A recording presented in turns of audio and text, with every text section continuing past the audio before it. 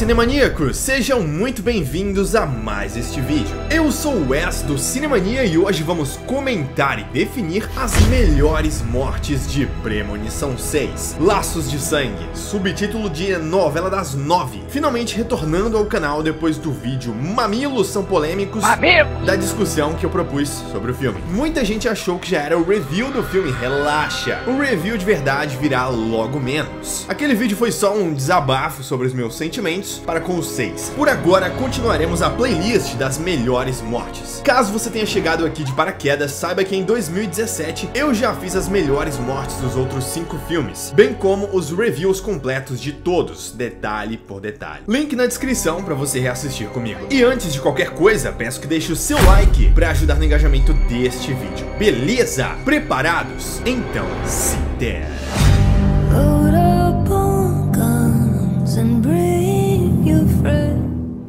Hoje eu separei as 3 melhores mortes de Premonição 6, seguindo o padrão, a corrente dos vídeos da série. No total, sem contar as mortes da Premonição inicial, que na verdade nunca aconteceram, temos 8 mortes durante a história. Eu não vou comentar todas, isso fica pro review completo, e a classificação se dará assim. Em terceiro lugar ficará a morte instantânea, ou como eu gosto de chamar, a morte rápida. Aquele acerto de contas, em que a pessoa morre sem nenhum sofrimento duradouro. Em segundo lugar ficará a morte elaborada, a mais estratégica, que depende de vários fatores, movimentação de objetos, pessoas e eventos no cenário. E em primeiro lugar ficará a morte mais cruel, a mais sangrenta e isenta de piedade por parte da Senhorita Morte. Aí vai ter uma galera que vai dizer assim: Wes, eu não concordo com esse trisal, eu gostaria de ter dado a minha opinião. Realmente, porém, eu perguntei somente aos membros do canal na comunidade aqui do YouTube e levei em prioridade a opinião deles para montar essa lista. Então, se você não se tornou membro,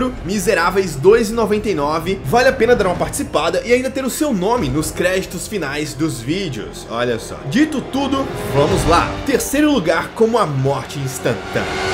Step back. Seeing is believing. Vem a Iris e a mamada invertida. A primeira morte que aconteceu na realidade do filme. E eu sei de quem é a culpa. Stephanie absoluta. Stephanie estava sofrendo com a visão / sonho sobre a torre Skyview, quem viu, viu, em que todo mundo morreu e não aguentava mais ficar gritando na sala de aula. Então, desesperada, ela vai até a sua família, enche o saco de todo mundo pra achar a sua avó, Iris Campbell, a visionária original, podemos chamá-la assim. Na real, a única visionária do filme, porque a Stephanie prevê as coisas só na regra de 3. Depois de levar sequência de vapo, a tia Brenda fica com pena e dá a dica de onde achar o endereço da coroa. Stephanie encontra uma carta com o endereço e a foto que eles tiraram no dia da premonição. Essa carta é engraçada porque tem todos os números misteriosos da franquia, o 180, o 39, o 23, o 2, meteram tudo aí. Mulher mora na casa do cão. Bom, a garota chega no meio da floresta e dá de cara com o campo minado da avó. Ela se identifica no portão e a senhora carinhosamente a recebe. Carinhosamente assim, né? Eu não sei onde é mais perigoso, se é do lado de fora ou do lado de dentro. E fala sério, a última coisa que eu queria ver era um pneu voador. E olha o pneu voador aqui de novo. Pneu é um caso grave. Ao se aproximar da casa, Steph até observa o catavento no topo do telhado, mas era cedo demais pra fazer alguma coisa. Perceba que quando ela entra, o extintor de incêndio cai no chão. De certa forma, foi a Iris que pediu pra ela fechar a porta bem rápido. Shut the door. Quick, quick, quick.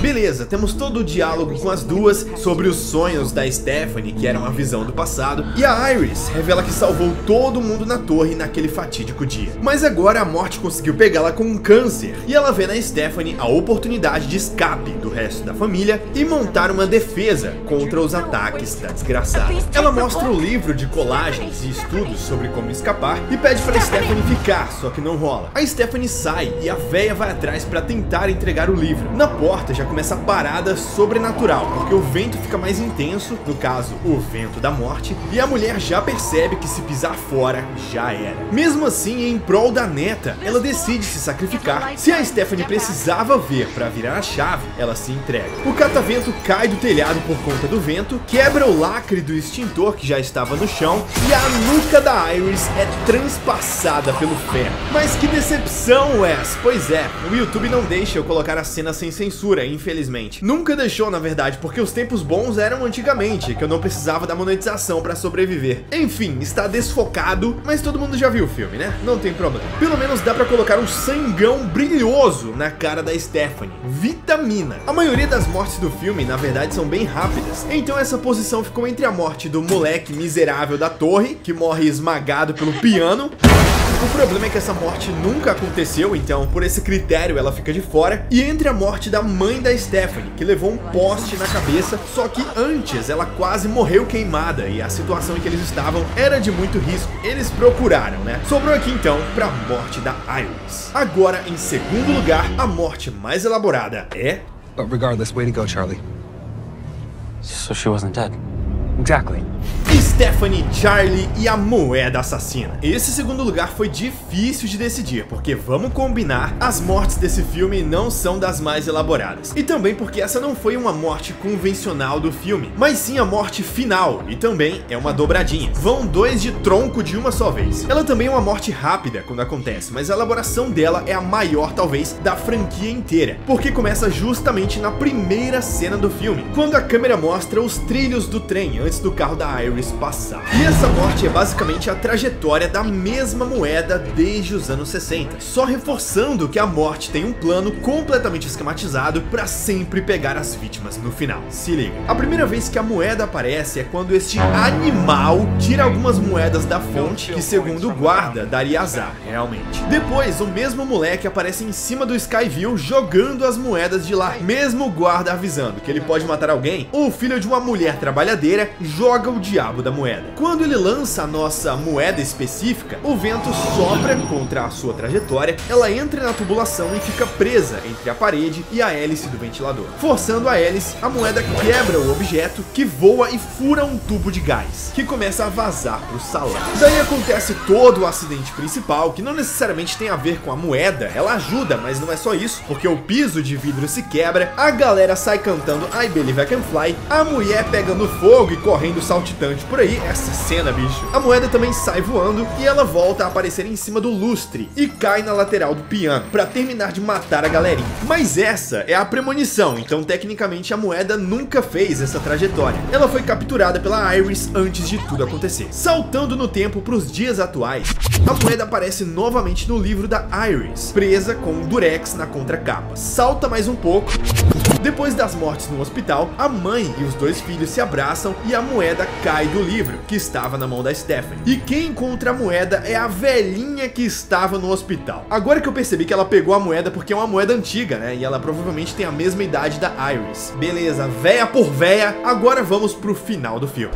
Enquanto a Stephanie e o Charlie estão descobrindo que eles são dois animais, a mesma véia surge do além-túmulo para comprar uns biscoitos na venda do Chaves. É quando a moeda cai da bolsinha dela, vó sempre tem que andar com uma dessas, né? E a moeda sai rolando 5 quilômetros até cair na mesma convergência da linha de trem do começo, deixando uma brecha que impede que o trem fixe na linha com sucesso. Pelo menos na ficção, porque eu não sei se uma moeda teria a capacidade de fazer isso. A Stephanie descobre que não morreu, só parou de respirar, anta, e ela começa a ver os sinais, os mesmos da Iris, até que o trem descarrilha e invade as casas atrás dos dois. Eles quase morrem de primeira, mas as toras de madeira estão sempre lá para começar ou finalizar o serviço.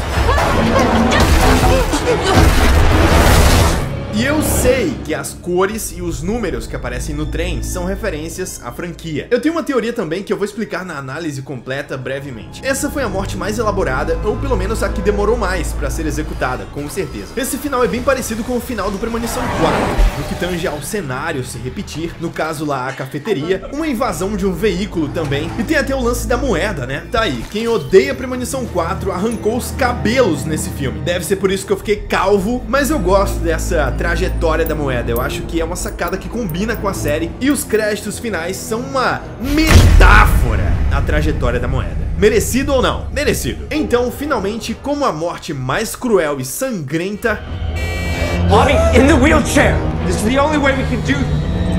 Eric Campbell e o seu plano de matar o próprio irmão. A mais óbvia e unânime, acredito eu. Eric esse que quase cheirou terra no estúdio de tatuagem, que com certeza brigaria pra ter sido a mais elaborada caso ele tivesse morrido lá, mas não aconteceu. Aqui é praticamente uma dobradinha também, já que a morte do Bob acontece por conta dos mesmos eventos e minutos depois. O começo da morte é quando ele decide ir ajudar o próximo da lista, no caso o Bob, seu irmão. Ao chegar no hospital eles encontram William Bloodworth, tem toda a cena dele, beleza, e nessa eles descobrem a teoria do matar ou morrer e a da nova vida. Como a Stephanie aparentemente estava perdida e desesperada, o Eric decide ajudar o Bob. O plano dele seria matar o Bob com doce de amendoim, fazendo ele ter um ataque mortal de alergia e em seguida levá-lo para algum médico aleatório para possivelmente ressuscitá-lo. Ou não, isso que é meio loucura, esse personagem é meio nóia das ideias. E eu acho que ele também não entendeu como é que as coisas funcionam com a morte, porque ele compra um doce na máquina e fica socando ela porque o negócio não caiu. Então ele racha o vidro e depois vai inclinar a máquina em cima do próprio irmão, que era o próximo. Se a morte não matar, deixa que eu mato.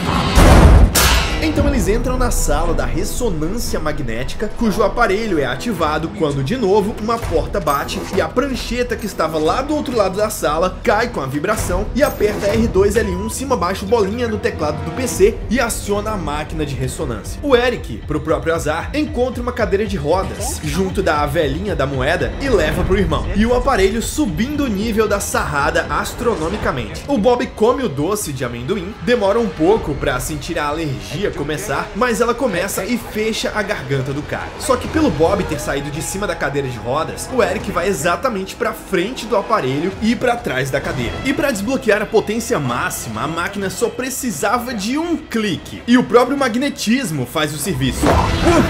Então o celular e todos os piercings dele são atraídos pelo magnetismo do aparelho, que já estava em níveis absurdos. O da orelha, do mamilo, do pintão. Onde é que tava esse aí? Em seguida a máquina puxa a cadeira de rodas, que por sua vez arrasta o Eric junto, estraçalhando o corpo do cara dentro do buracão. Sai ferro de onde não tinha para atravessar a barriga do cara, que tinha metaforicamente uma caveira tatuada. Pediu para morrer. E o Bob morre justamente com a mola da máquina de venda automática sendo atraída e atingindo a sua cabeça com uma força incomensurável. Essa morte também é violenta, mas é mais rápida do que a morte do Eric. Ela parece mais com a morte da Iris. A morte que poderia competir com essa é a da Julia. Só que primeiro a gente vê o efeito dominó acontecendo de fundo na cena. E quando a morte acontece, eu acho uma bosta. Fizeram alguma coisa na cena que ficou muito feia. O rosto da atriz muda de repente para um bonecão de plástico bizarro, misturado com um CGI tosco. Ficou zoada a cena. Vendo direitinho em casa, a cena piorou pra mim. Estragou o impacto que ela poderia ter. Então, por isso, a morte do Eric merece ficar como a mais cruel de Premonição 6. Fechou? Então é isso, maníacos. Finalizamos por enquanto as melhores mortes da franquia Premonição com o Premonição 6.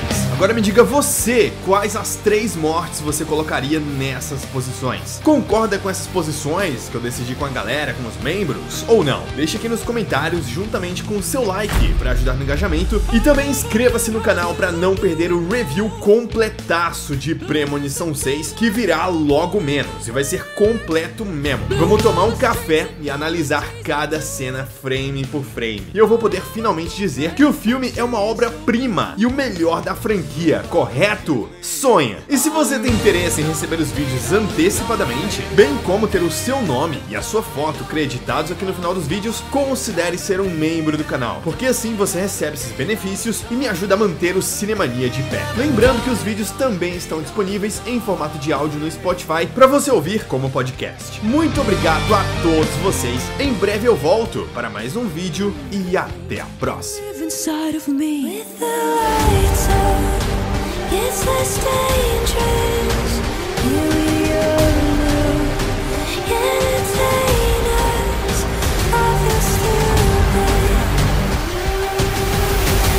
With the light